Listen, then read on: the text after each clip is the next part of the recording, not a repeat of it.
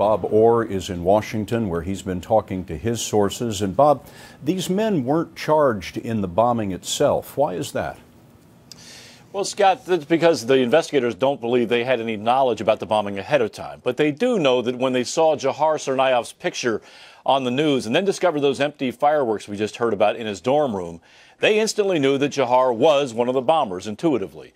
Gunpowder and fireworks and the Vaseline that was also found in the room are all common components in homemade bombs. Now, one of the men charged today did say about a month before the marathon bombings, Dzhokhar casually mentioned in a dinner conversation that he knew how to make a bomb. No more details. Still, there's no evidence right now the friends actually knew about the plot.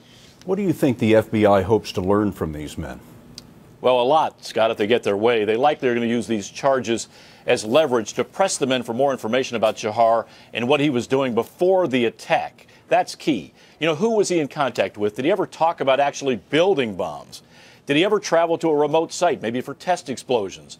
Investigators also want to know what Dzhokhar knew about his brother's radicalization and his possible association with terrorists overseas.